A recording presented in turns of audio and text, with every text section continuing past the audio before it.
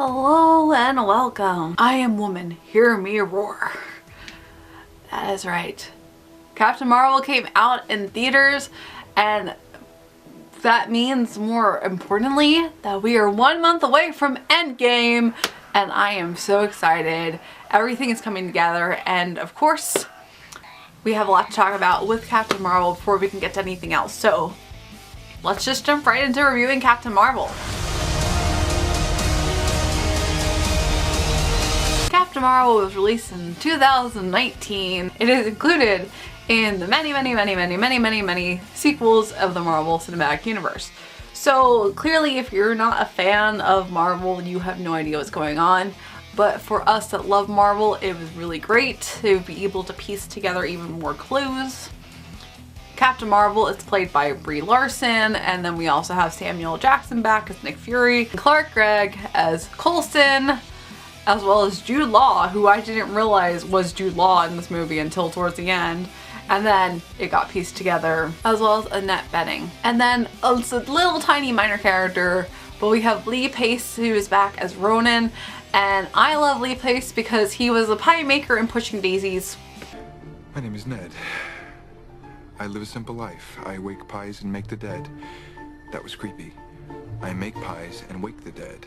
So even though he's a minor character, I was so excited for that role, and I love being able to see him anytime because he was a pie maker, and Pushing Daisies was such an underrated show that it's just nice to see anyone get credit from that show because it was fantastic, but we're not here to talk about that.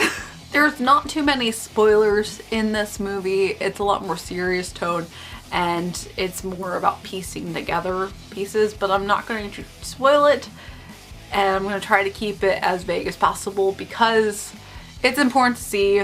I went in with no expectations because from the trailers it looked good, but it didn't look extraordinarily outstanding. It just was something that we need to go see to get more clues for Endgame, and to me it was known as this is a movie before Endgame comes out, so we therefore have to see it, even though normally I wouldn't have gone to see it standalone.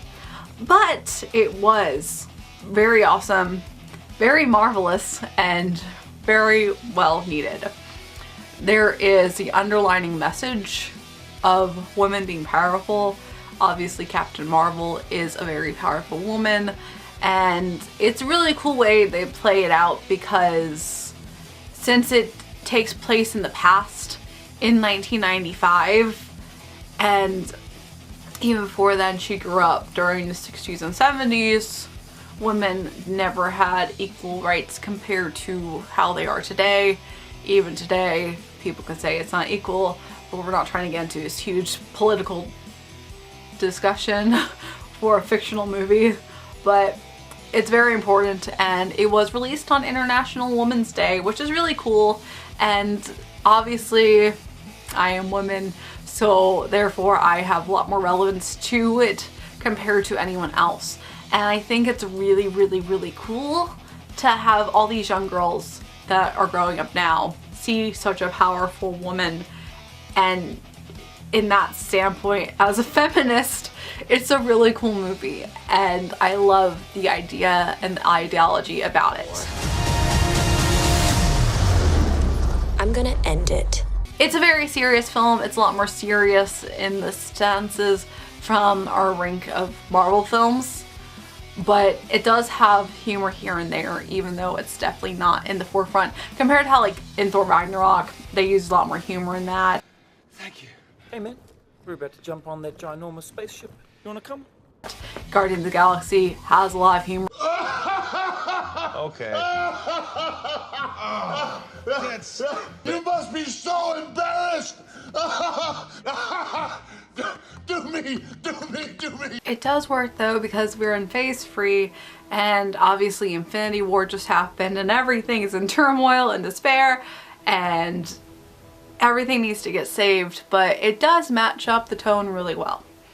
So it doesn't need to be funny to be good. There are a couple things just to break down from the beginning. First off, this is the first Marvel film that was released after Stan Lee's passing, and I didn't expect them to change the beginning slot. So normally now when you have the Marvel opening sequence, it's all the characters and the scripts and it's really cool intro. Well, they changed it so now Stan Lee's in all the frames, and Stan Lee's the Hulk, and Stan Lee is Captain America, and just in the different colors with the characters. And I was crying because I did not expect that. It caught me so off guard. And then at the end it said, "Thank you, Stan," and I was just like, I can't handle this because this poor sweet soul, and it's the best way to honor him. And literally it just like hit me. So I was like, that's an interesting way to start off this film. I'm already crying and it hasn't even started yet. And yes, a little spoiler, but awesome, because Stan Lee has his cameo in here and it's towards the beginning, but it's just so nice to be able to still see that Stan Lee cameos and he's still a part of it and he's immortalized, and I just really appreciate it. Obviously Stan Lee fangirl, Marvel fangirl here, so like everything I'm going to be emotionally attached to because Marvel is my entire adult life, so I am biased and I'm going to love everything they put out. But I really did enjoy it. The one thing I will say that is more of a critique is a lot of the scenes were very dark in quality wise. And that goes along with the film quality. You could barely see what was happening on the screen, which was a little bit of a problem. And a lot of it does take place in space. So in the spaceships, it is very dark.